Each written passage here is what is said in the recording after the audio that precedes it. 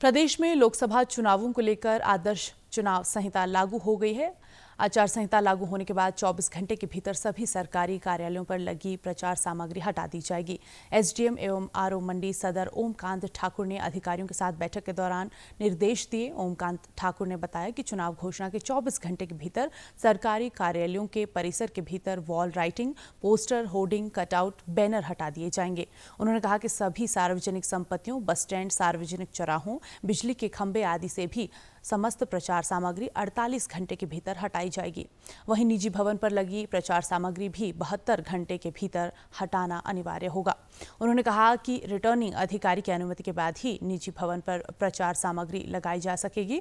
उन्होंने निर्देश जारी किए हैं कि नोडल अधिकारी प्रचार सामग्री को उतारते समय ध्यान रखें कि किसी का अनादर न हो और हटाई गई प्रचार सामग्री को कहीं उचित स्थान पर एकत्र कर रखा जाए। और इस खबर पर ज्यादा जानकारी देने के लिए हमारी संवाददाता प्रियंका गौतम हमारे साथ जुड़ चुकी हैं। जी प्रियंका, आम चुनाव के लिए आदर्श चुनाव संहिता लागू हो गई है और इसके साथ ही जो स्थानीय प्रशासन है वो किस तरह की तैयारियों में जुटा हुआ है? प्रियंका।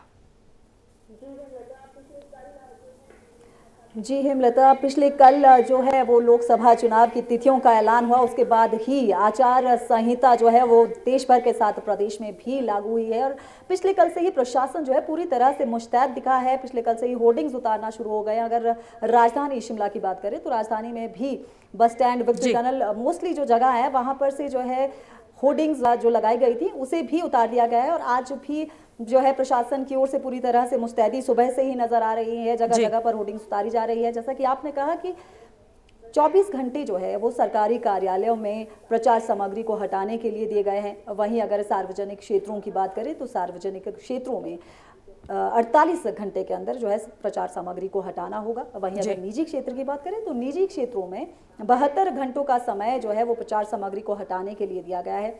वहीं अगर नगर निगम की बात करें तो अगर नगर निगम द्वारा किसी भी तरह की योजनाएं और किसी भी तरह की नई कोई भी योजनाएं चलानी है तो उसे जो है अगर अब आचार संहिता लागू होने के बाद उसे चुनाव आयोग से स्पेशल परमिशन इसके लिए लेनी होगी। और इसके असर की, आचार चुनाव संहिता के असर की अगर बात करें तो इसका असर जो है वो पहले से चली आ रही जो मंजूरियां हैं, योजनाएं, उन पर नहीं होगा। लेकिन अब इसके बाद किसी भी तरह की नई योजनाएं अगर चलानी तो उसके लिए चुनाव आयोग की परमिशन लेनी होगी। किसी भी तरह की नई योजना को अब नहीं चलाया जाएगा।